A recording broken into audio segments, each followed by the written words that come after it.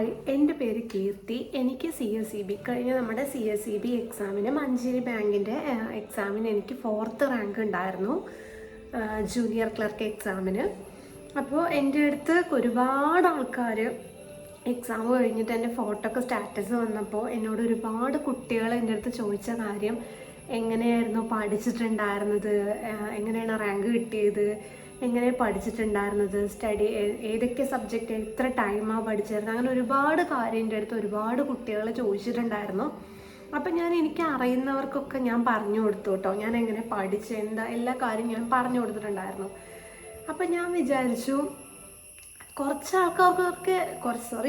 ആൾക്കാർക്കൊക്കെ പറഞ്ഞു കൊടുക്കാൻ എനിക്ക് പറ്റി. എനിക്ക് അറിയുന്ന കുറച്ച് ആൾക്കാർ എന്നോട് ചോദിച്ചവർക്കൊക്കെ ഞാൻ പറഞ്ഞു കൊടുത്തു.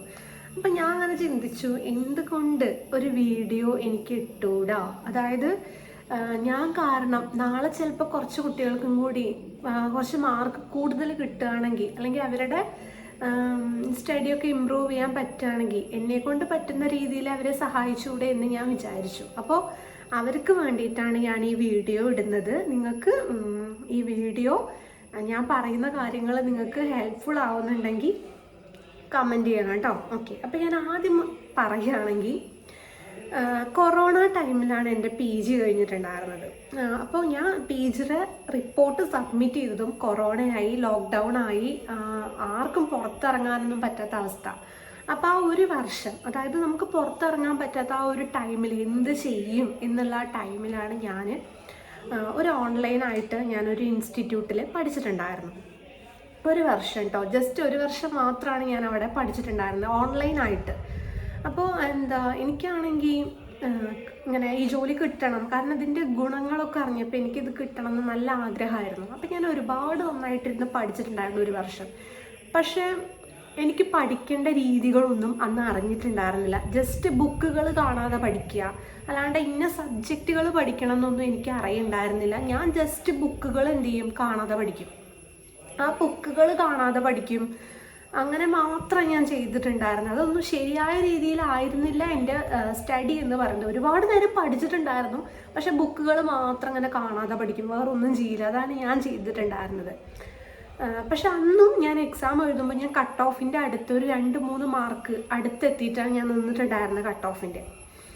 അപ്പോൾ എനിക്ക് എന്താ വെച്ചാൽ കിട്ടും ഞാൻ അത്രയും ഇരുന്ന് പഠിച്ചിട്ടുണ്ടായിരുന്നു കേട്ടോ. പക്ഷെ എനിക്ക് ആ കട്ട് ഓഫിൻ്റെ അടുത്ത് എത്താൻ കഴിഞ്ഞിട്ടുണ്ടായിരുന്നില്ല. കട്ട് ഓഫിൻ്റെ അടുത്തെത്തും, പിന്നെ പോവും. അപ്പോൾ ഒരുപാട് ഇരുന്ന് പഠിക്കുക, അതായത് പഠിക്കേണ്ട രീതി അറിയാത്തൊരു പ്രശ്നമായിരുന്നു എനിക്കുണ്ടായിരുന്നത്. അപ്പം ഞാൻ അങ്ങനെ ഒരുപാടായപ്പോൾ ഇങ്ങനെ കട്ട് ഓഫിൻ്റെ അടുത്തെത്തും പോകും. അപ്പോൾ എനിക്ക് സത്യം പറഞ്ഞാൽ ഭയങ്കര വിഷമമാവാൻ തുടങ്ങിയിട്ടുണ്ടായിരുന്നു.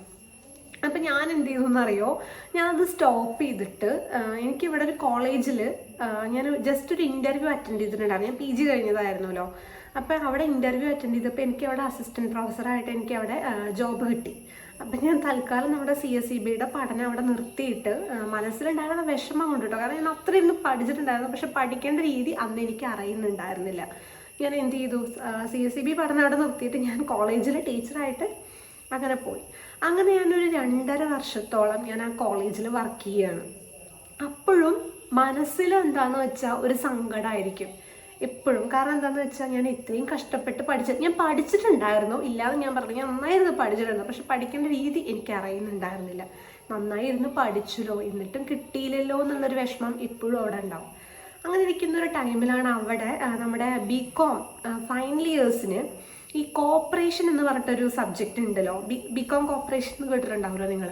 അപ്പോൾ ആ കോപ്പറേഷൻ എന്ന സബ്ജക്റ്റ് എടുക്കാൻ വേണ്ടിയിട്ട് എൻ്റെ അടുത്ത് പറയുന്നത്. അപ്പം ഞാൻ അവിടെ ക്ലാസ് എടുക്കുമ്പോൾ ഞാൻ പഠിച്ച കാര്യങ്ങളായിരുന്നു അതിലുണ്ടായിരുന്നത്. അപ്പം എനിക്ക് അവർക്ക് നന്നായി പറഞ്ഞു കൊടുക്കാൻ പറ്റും. കുട്ടികൾ എൻ്റെ അടുത്ത് ടീച്ചർ നന്നായി എടുക്കുന്നുണ്ട് എന്നൊക്കെ അഭിപ്രായം പറഞ്ഞിട്ടുണ്ടായിരുന്നു. അപ്പം എനിക്ക് വീണ്ടും എൻ്റെ മനസ്സിലൊരു എന്താ പറയുക, അതായത് എനിക്കിത് പഠിക്കണം എന്നുള്ള ചിന്ത അപ്പം എനിക്ക് ഉണ്ടാവാൻ തുടങ്ങി കേട്ടോ. കാരണം ഞാൻ നന്നായിരുന്നു പഠിച്ചതാണല്ലോ, അതുകൊണ്ട് എക്സാം എഴുതിയാലോ എന്നുള്ള ചിന്ത എനിക്ക് വരാൻ തുടങ്ങി. അപ്പം ഞാൻ എന്ത് ചെയ്തു, പിന്നെ എനിക്ക് ആ കോളേജിൽ സത്യം പറഞ്ഞാൽ അറിയാലോ, നമ്മൾ PG കഴിഞ്ഞിട്ട് ഒരു അസിസ്റ്റൻറ്റ് പ്രൊഫസറായി പോകുമ്പോൾ നമുക്ക് അത്രമാത്രം സാലറി എന്നൊന്നും പറയാനുണ്ടാവില്ല. ഒരു കുഴപ്പമില്ലാത്ത ചെറിയൊരു സാലറി നമുക്ക് കിട്ടുള്ളൂ.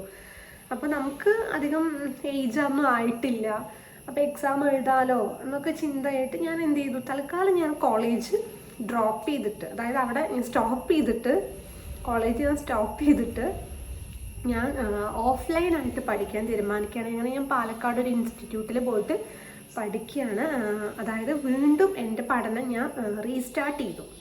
ഓക്കെ, അപ്പോൾ എനിക്ക് ഇവിടുന്ന് സത്യം പറഞ്ഞാൽ എനിക്ക് ഇവിടുന്ന് പാലക്കാട്ടേക്ക് അതായത് ഞാൻ ചെർപ്പളശ്ശേരിയാണ് കേട്ടോ. എനിക്ക് ഇവിടുന്ന് പാലക്കാട്ടേക്ക് 2 മണിക്കൂറുണ്ട്. അങ്ങോട്ട് പോകാൻ 2 മണിക്കൂർ, അതേപോലെ തിരിച്ച് ഇങ്ങോട്ട് വരാനും 2 മണിക്കൂർ.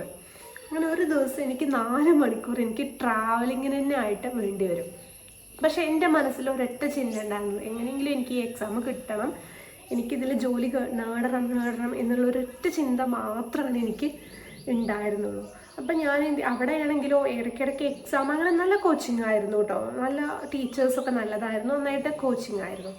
അപ്പം ഞാൻ എന്ത് ചെയ്തു, ഈ 4 മണിക്കൂർ എനിക്ക് ട്രാവൽ ചെയ്യാനുണ്ടെങ്കിൽ കൂടി ഞാൻ നന്നായിട്ട് ഇരുന്ന് പഠിച്ചിട്ടുണ്ടായിരുന്നു. കാരണം ഞാൻ എങ്ങനെ ഏറ്റവും കൂടുതൽ 4 മണിക്കൂറാണ് എനിക്ക് ട്രാവലിങ്. ഞാൻ ഇവിടുന്ന് പോകുമ്പോൾ വീട്ടിൽ നിന്ന് ബസ് കയറി ഞാൻ എൻ്റെ ബുക്ക് എടുക്കും പഠിക്കാൻ വേണ്ടിയിട്ട്. അങ്ങനെ ഏകദേശം ഒരു പാലക്കാട് എത്താറാവുന്ന വരെ ഞാൻ ഇരുന്ന് പഠിക്കാറുണ്ട്. പിന്നെ തിരിച്ചു വരുമ്പോഴും അതെ, എൻ്റെ ബസ്സിലെ ചേട്ടന്മാരൊക്കെ പറയും നിനക്ക് കിട്ടിയിട്ടില്ലെങ്കിൽ പിന്നെ ആർക്കാ കിട്ടുകയെന്ന്. കാരണം എന്താ വെച്ചാൽ ഞാൻ ഏത് നേരം ഇരുന്ന് പഠിക്കണം കണ്ടിട്ട് അവരടക്കം എൻ്റെ അടുത്ത് എപ്പോഴും പറയും കേട്ടോ. അതായത് ഞാൻ എല്ലായിടത്തെ ബസ്സിലെ കുറേ കുട്ടികളൊക്കെ ചേച്ചി കൊണ്ട് എൻ്റെ അടുത്ത് കമ്പനി, കാരണം ഞാൻ ഇപ്പോഴും ഇരുന്ന് പഠിക്കണ കാര്യം എന്നെ വേറെ അറിയാം അവർക്ക്. അങ്ങനെ ഞാൻ കൂടുതൽ ടൈമും ഇരുന്ന് പഠിച്ചിട്ടുണ്ടായിരുന്നു. പിന്നെ വീട്ടിൽ വന്നാലും ഞാൻ നന്നായി ഇരുന്ന് പഠിച്ചിട്ടുണ്ടായിരുന്നു. അങ്ങനെ ഞാൻ ഒരു 2-3 എക്സാം എഴുതി. അതിൽ ഫസ്റ്റ് എക്സാം ഞാൻ കോച്ചിങ്ങിന് ചേർന്ന ടൈമിലുള്ള എക്സാം, അതിൽ എനിക്ക് ഒരു 2 മാർക്ക് കട്ട് ഓഫിൻ്റെ ഡിഫറൻസ് എനിക്ക് ലിസ്റ്റിൽ വരാൻ കഴിഞ്ഞില്ല.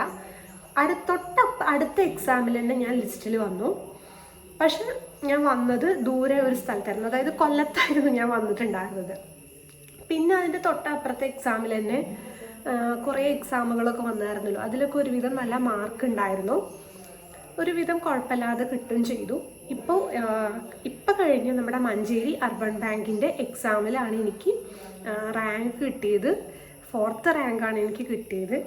അപ്പോൾ ഇങ്ങനെയാണ് എൻ്റെ ഒരു പഠനത്തിൻ്റെ സ്റ്റാർട്ടിങ് എന്ന് പറയണത്. ഇനി ഞാൻ പഠിച്ച രീതി എങ്ങനെയാണെന്നും എത്ര മണിക്കൂർ ഞാൻ പഠിച്ചു, ഇത് അങ്ങനെ ഞാൻ സബ്ജക്റ്റുകളൊക്കെ ഞാൻ എങ്ങനെയാണ് കവർ ചെയ്തായിരുന്നു, അതൊക്കെ നിങ്ങൾക്ക് അറിയാൻ താല്പര്യം ഉണ്ടെങ്കിൽ നിങ്ങൾ കമൻറ്റ് ചെയ്താൽ മതി. അപ്പോൾ നമുക്ക് ഈ വീഡിയോയുടെ പാർട്ട് 2 ആയിട്ട് കാണാം കേട്ടോ. Okay, by.